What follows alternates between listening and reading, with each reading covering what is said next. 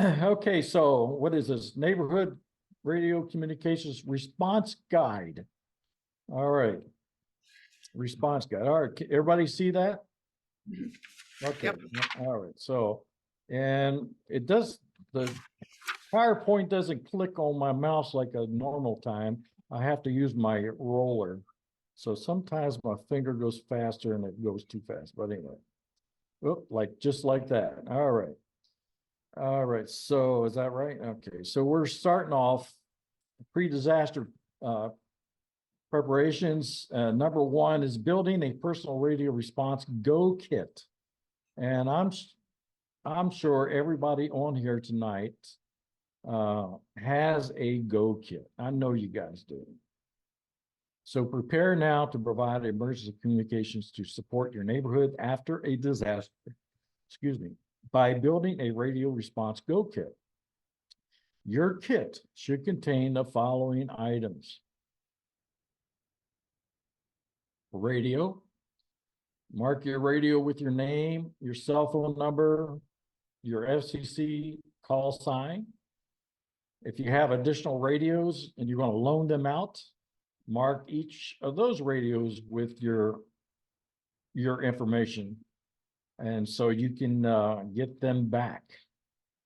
A lot of times we in the CERT community will have exercises, and we will all bring our FRS radios and we'll give them out, and then after the exercise, we don't.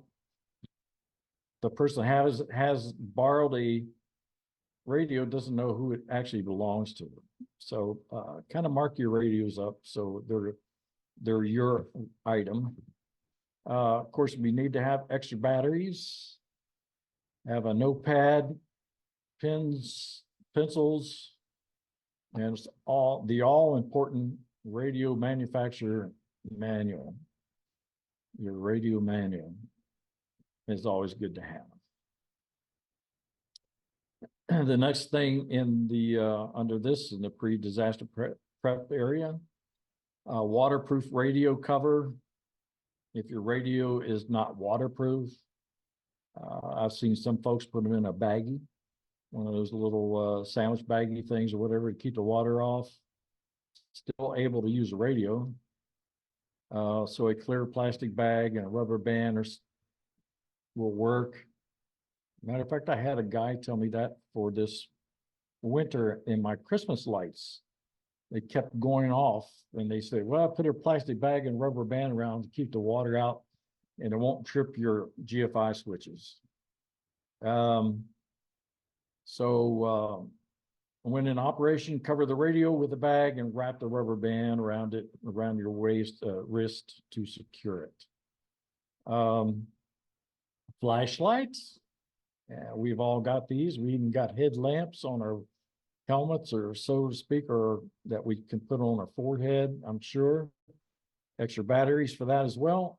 And keep those in a protective bag. And most importantly, the copy of the field guide that you can go to if you need to look up stuff. Copy of the phonetic alphabet.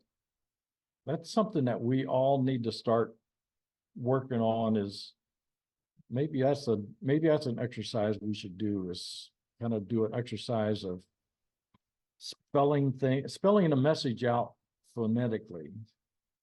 That would be a challenge. Throw in some numbers, switch it back and forth. But anyway, just a thought. Hey, Barbara made it. Awesome. There you go, Barbara. Glad to have you. All right, so the next in that is communication forms. For us, we will mostly be using the communication log. It used to be ICS 309. They took the ICS designator off of it. I don't know why. I think they took it off because they came up with another, Mike and I were talking about this, they came up with another activity log, ICS 214, and even the response guide talks about the 214. The 214 is nice. I don't care for it that much. It's kind of like a log that you log everything that goes on in your area of operation where you're at. I mean, everything. That's a little bit over the top for us. We're in the communication business of passing messages. So the radio log is really fits our need, what we're doing. Damage assessment forms. That's something we should have. You never know, somebody may come in or somebody may ask, you got something, so I can write down what I see. Of course, the ICS 213 general message form. Why do I have this here twice? I'll need to fix that. But anyway, this is the same thing. Radio log. So neighborhood and district net controls, neighborhood net control or district net control are the locations where neighbors agree to assemble after a disaster. And this could also be your radio team leader for your damage assessment team. Same principle. The location should be determined ahead of time, visible from the road, preferably a public space, and have some sort of shelter to be under.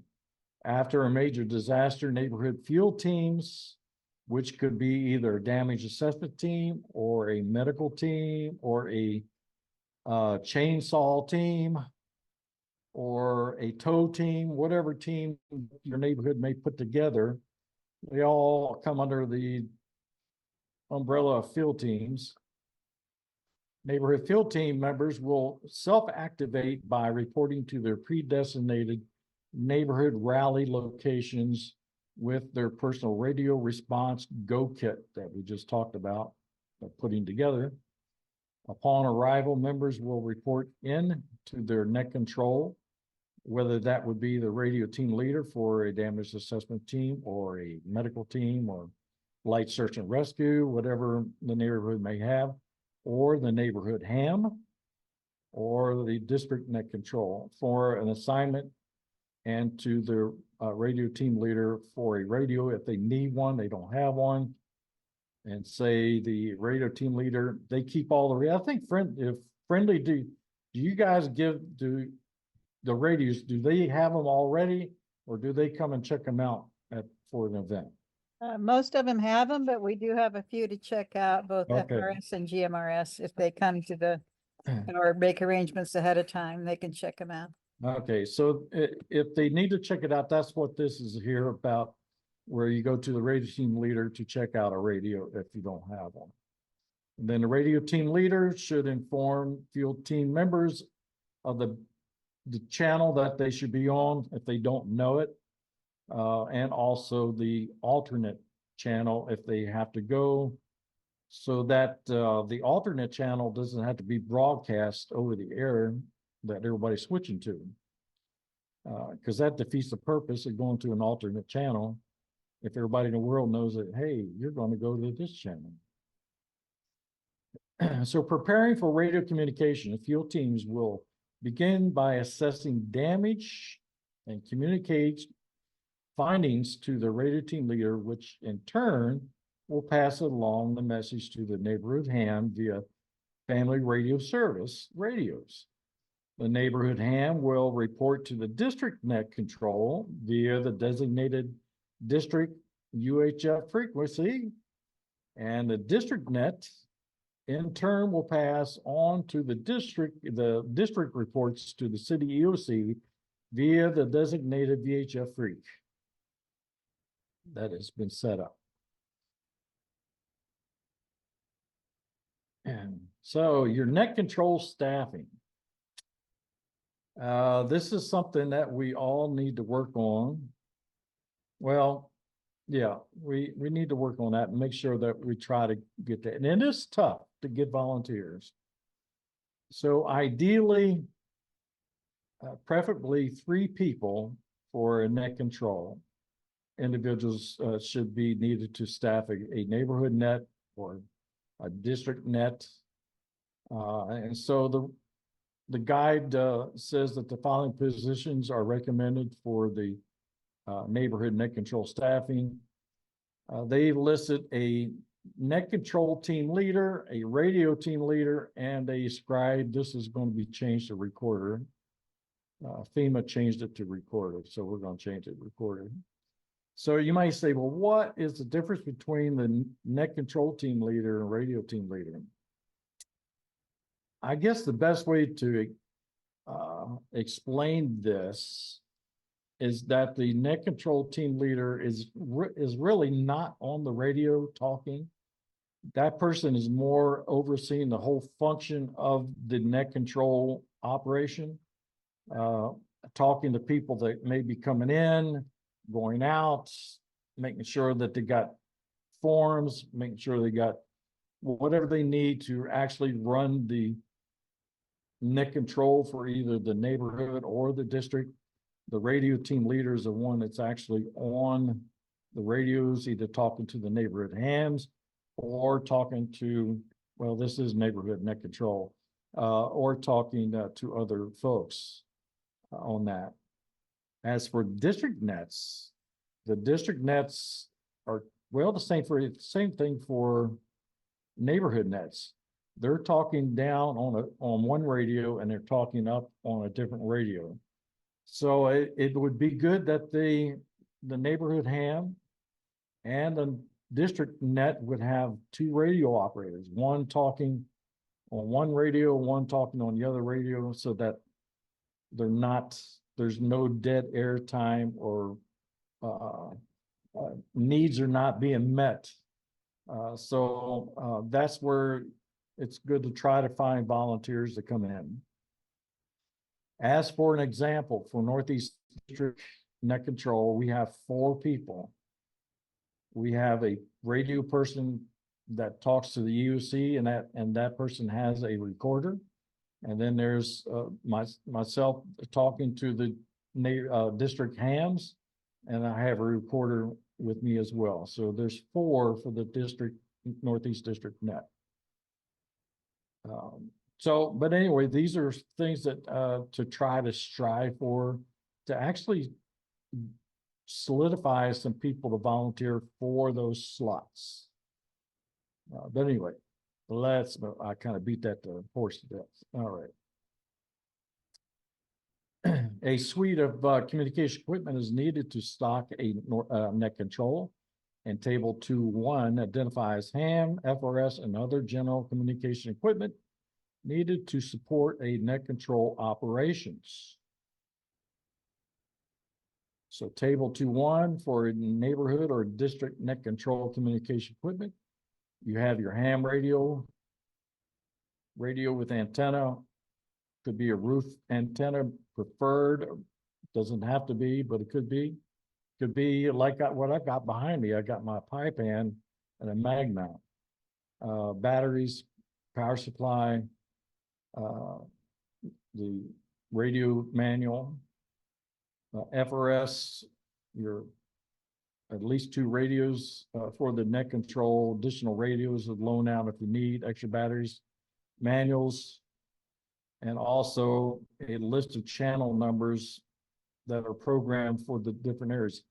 This area here can be satisfied by using the ICS 205.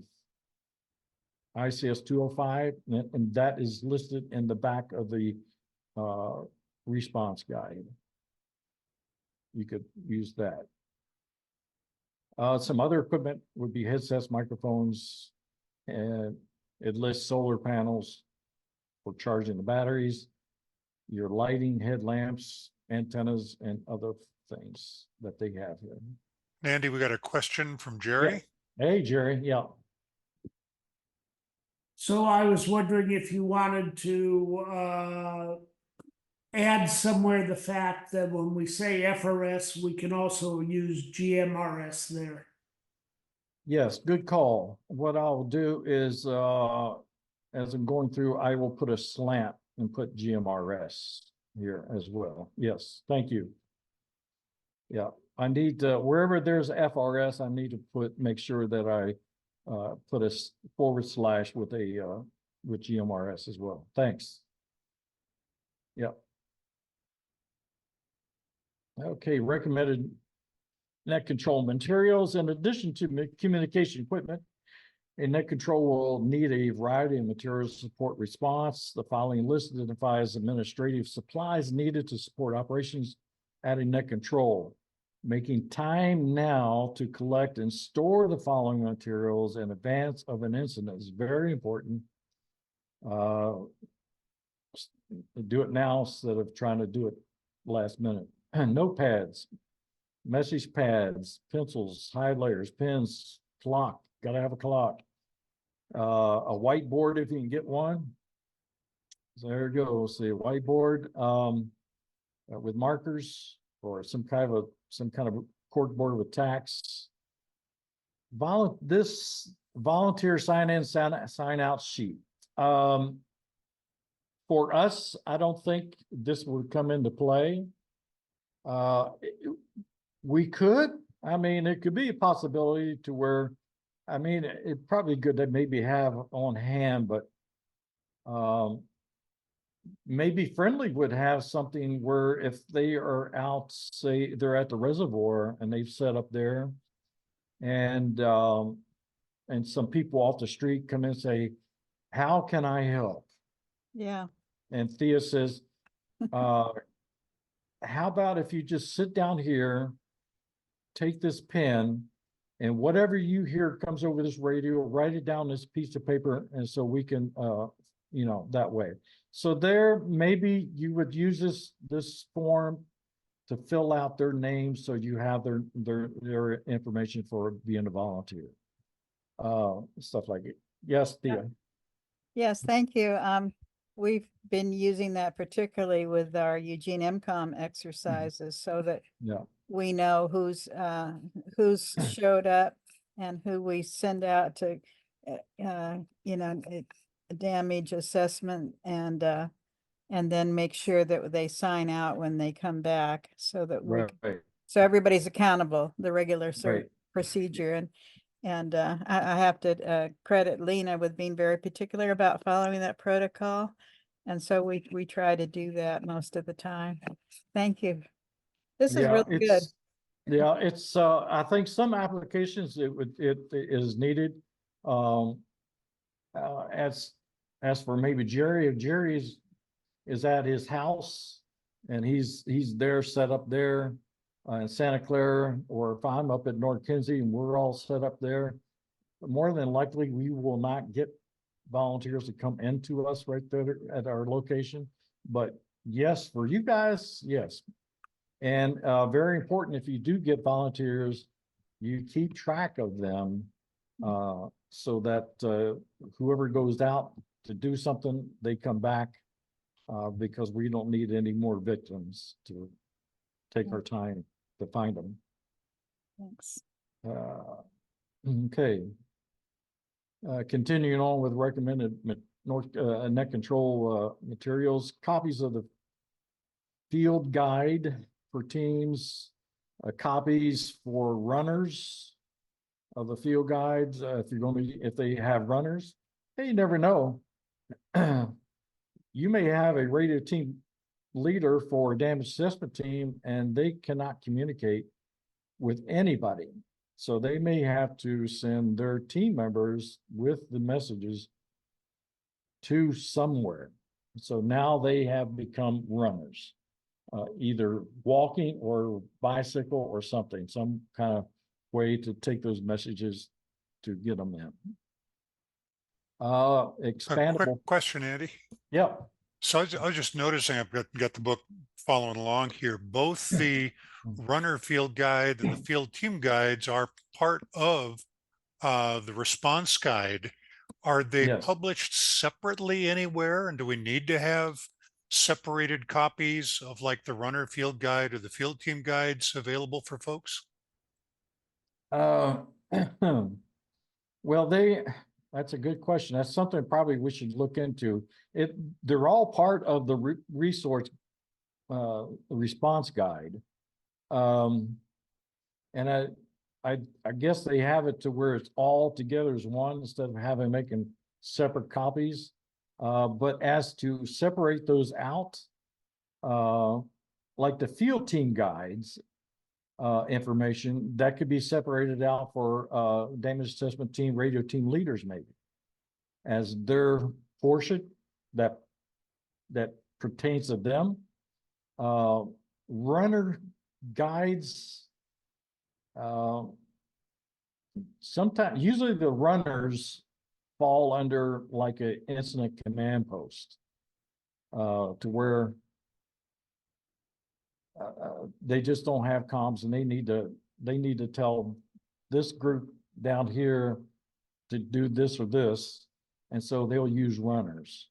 But that's something we can look into and talk about on that. That's a good question. I can't answer, Mike, right now. Yeah, I would be inclined to say that maybe we don't refer to the field team guides or the runner field guides. Just make sure that everybody's got the main guide Right. and have the parts that pertain to them, earmarked so that they can get to them quickly, but they would have access to the other information, just to understand better how they fit into the overall picture. Right. And then the main thing is to keep the confusion factor down, the lesson, to where it's not so confusing. I saw Jerry's got a hand up, and I saw somebody else had a hand up too, or a thumb up or something. Okay, the only thing I want to remind you is that printing out the response guide is not cheap. As Yeah. Matt will tell you, I think I paid for the color version over at the printing center there. It was like $55 for double-sided bound version of this thing. So Oh, keep okay. that in mind. Yeah, Jerry, I was able to get it at the FedEx place. I think I paid $7. I just had, it's spiral bound with just a plastic sheet on the front and back, but it was not that expensive. I believe it was $70 actually, Jerry. 70. Yeah. Holy, you guys must have had it done in color. Yep. Oh, that's why. Okay. I did before it got redone, and then I had to redo it, and then I did a bunch to hand out. Well, on the revision that I'm going through, I was thinking about sending out like a document with like pen and ink changes. Are you familiar with that? Are you? Yeah. Well, in the military, the military has so many publications. So when they're each anniversary, instead of redoing the whole pub, which you already talked about is expendy, and when you got to do a pub that thousands go out, that's quite a bit. They would do just a couple pages of pages showing what needs to be changed. And what you do is you line through what is changed on the original document, and you put in there, you put the date and all that stuff, and you put what the change is to. And then on the publication itself, underneath the original dates, you would put down the revision date, and it would usually be revision 1 or revision 2, and the date for that revision, showing what the changes. Then after a while, the military, they go through and then they'll redo the whole thing. So, but anyway, I'm going off a rabbit trail. Sorry. That could be useful for a lot of people, but I'm not sure, you gotta have the date on there, any Yeah, new people coming in and downloading it and going back. And then all those forms, of course, need to be redone somehow. Yeah, you have to, because when you go through the pen and ink, it tells you to go to this page number, this paragraph, and change this word to this, it can be tedious. Anyway, all right. Yeah. Clipboards, let's see, have multiple copies of each form, see table 2-2, hole punched, and a document box. We didn't get to, let's see where, there's table 2-2. So they're talking about the forms. So here's your volunteer sign in, sign out form, your 213. Here's what they use for they're talking about the unit activity log. I don't like it, but the communication log, the one we're using, equipment radio checkout form. Thea, you guys have this form? Yeah, Huh? yes, You do? Awesome. Okay. yes. All right. So here is a runner assignment tracking form and a sign in, sign out sheet. A lot of this will be used at an incident command post or like your friendly's doing. They have a lot of different volunteers that come in to keep track of that. So it's good. It's a good organization. But if you're just in your house, maybe like Jerry or Gary, or something like that, the main things that you'll be using will be the general message, the radio log, and maybe a damage assessment form on that. I hear somebody keying, but I don't hear anything. And Andy, Thea's got a hand up, I think. Hey, Theo, go ahead. Oh, I had a comment on something else, but while we're on this, the 211 volunteer sign in, sign out, and then sign in out sheet, is that a duplication there? Or is that for something different than? I'm not sure what's, Mike, do you have the book in front of you? I do. Let me go to that page here. In the meantime, my original hand up was to say that Friendly did ask if we could get the city to pay for a printing of the response guide, field guide. And they could not do that through the neighborhood's system procedures, even though it was considered educational communication. But now that we have a different emergency manager, it might be worthwhile for us to try to approach emergency management to see if they could spring for reprint, especially after it's redone. Maybe Yeah, that's. I was gonna say, let's wait until, because Okay. once I go through the revision part, Right. I'll submit it to Sierra and ask her to go ahead if they would redo it. And then at that time, maybe they would print out some copies. And even charge for it, you know, Yeah. $10. I mean, that'd be cheaper than printing it out ourselves at Yeah. home. Yeah, and maybe they could put it in a more of a official Spiral or- type bound binding or something. Yeah, So, thank you. okay. Yeah. Did you find anything here, Mike? Nothing additional. No, no Yeah, further I don't know explanation. what- You have to remember now, I stole this response guide from California, so and I quickly kind of put it together so we could kind of get our feet rolling a couple of years ago. So some of these things we may not really need, so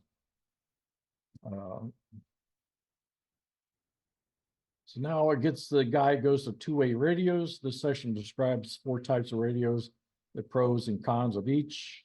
We talk about the FRS radios. License it talks about is not required.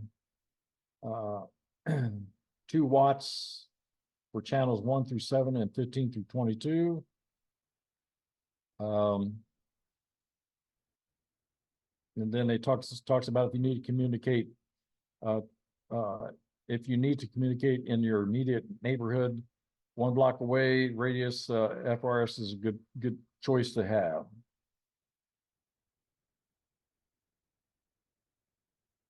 FRS radio operators do not have to have a license. We already talked about that.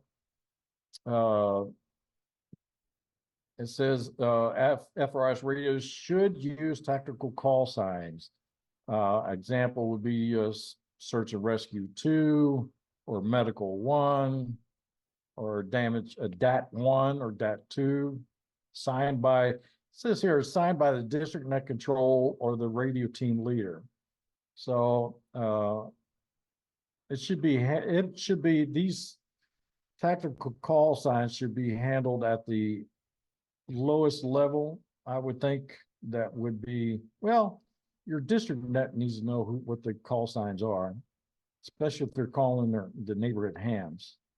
The district net doesn't necessarily need to know the call signs of what is working in the neighborhoods, like a damage assessment team, so to speak. They'll see that on a 213 message if they're kind of put that up there as a message identifier. So at the local, it says here, radio team leader to local neighborhood net control. I don't need, who's using who is using tactical call signs? I know we are in Northeast District. Friendly's using zones or RO for radio operator and then QL for quarter leader. Okay. All right. GMRS, we all know that it's needs a license.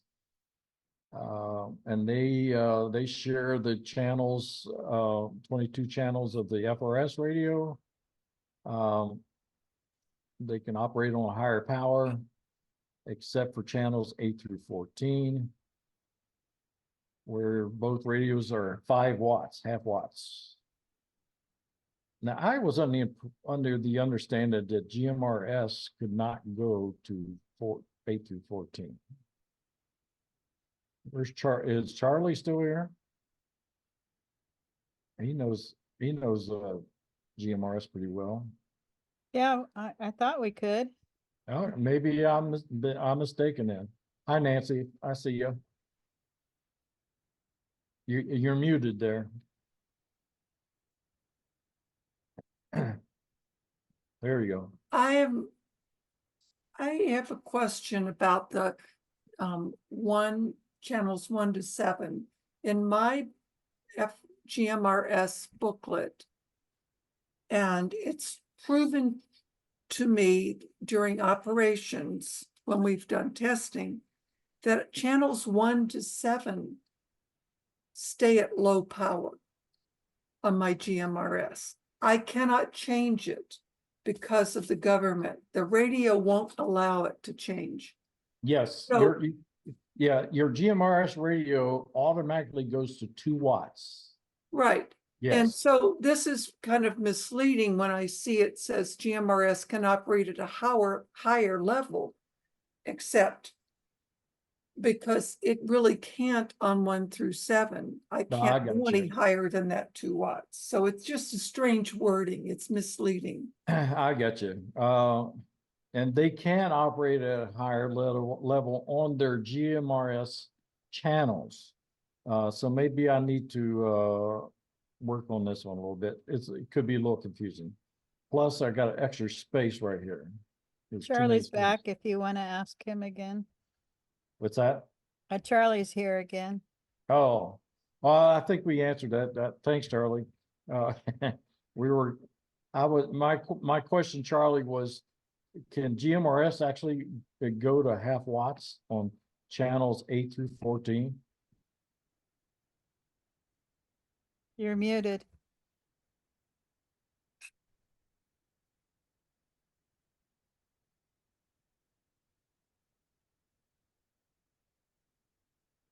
We see you talking, but we can't hear you. No. No, we still don't hear you. Oh, well, let's go on. This will take longer than I thought, Mike. Yeah. Good point, Nancy. We'll have to look into all that. Yeah, we'll have to look into that. Let's see here. GMRS has a total of 30 channels, 22 FRS GMRS combined channels, plus 8 repeater channels. GMRS radio at a higher power on here's that higher power again. Nancy, on channels 1 through 7 and 15 through 22. It is recommended teams use a low wattage when different radios types are being used in close proximities, such as during damage assessment or search and rescue operation. And this is true because we have Bob Shepherd over in Cal Young neighborhood trying his best to talk to Lariat damage assessment team on his GMRS radio, and he cranked it up to high power and was interfering with friendly neighborhood on the same channel. Because channel 6 is what Cal Young uses. And I think who else uses channel 6 over in Southeast 2? Is that you, Friendly? Friendly, you guys use channel 6 on FRS or GMRS? Yes, that's our main channel, Yeah. assigned by Eugene MCOM. Yeah, so that's so he was interfering with you guys because he had his power cranked up. He was trying to talk to Lariat. So GMRS radios, operators must use their FCC call signs. We talked about that Saturday. Was that when you send a message and you would say, this is November Record 1 out, and then you would give your call sign, KJ7JDN, or WWDE 880. GMRS license is good for 10 years, $35. License covers you and everybody in your kin folks for 10 years. And GMRS as a method of communication neighborhood.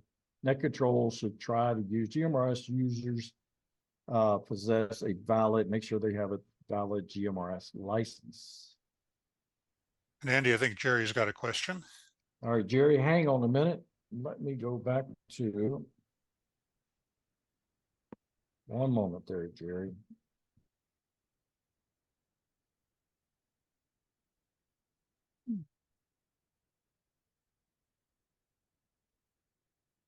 This is Andy, KJ7JDN in Northeast Neighbors, Northeast District of Eugene, securing the weekly Eugene MCOM net on frequency 146.880 megahertz at 1959 hours local. This frequency is now open for general amateur radio use. Thank you, everybody. I will now be changing frequencies. No, I won't.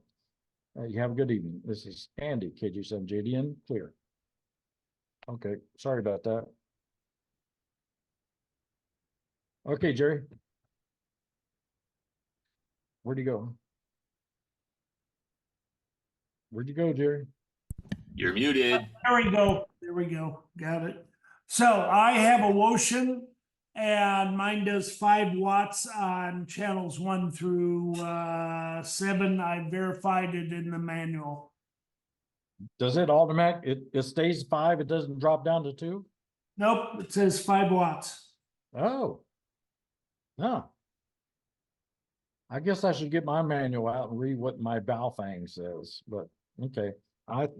Maybe what it automatically drops down is to a 0.5 watt on channels 8 through 14. Yes. Yes, that is defined by law. Okay, all right. Well, maybe that's what I was thinking, where it automatically dropped down. Okay. Well, then we have to figure out why Nancy's drops down. I don't know. Okay. Let's see. I will just say that all I was saying was that it says it can't be raised above that low thing. So I'm using a Midland MXT 275, which is a GMRS. It's sort of a mobile radio with a mag mount for our radio drills, Right. just so I can communicate on many sides of the hills we have, which works fine, but I can't raise it to higher wattage because it can go much higher. So Okay. maybe that's my misconception, is that it's saying I can't go above that I got you. Yes. because Well, it has a higher wattage available. Yeah. Most of the GMRS radios are 5 watts. Mhm. Some are 8, but most are 5. Yeah.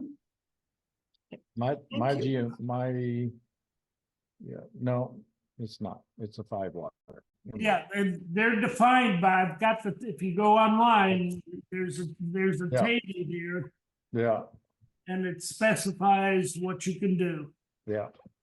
I think what I was thinking about the 8 watts is I was looking on Amazon.com and I was looking at their GMRS radios, Baofeng, and they had listed on Amazon.com new Baofengs, and they had 8 watts for GMRS. So I thought, So I don't know how that would go, but that's what they had. But that, that's those Chinese folks, so they can do things. Yeah. We do need to cut this earlier. There's another, Well, we will stop here at Ham Radios and we'll pick this up next month. okay. Does that sound good with everybody? Is that all? Thank you. Do we have thumbs up for everybody? Is that all good? All right. Well, thank you very much. I appreciate you being here.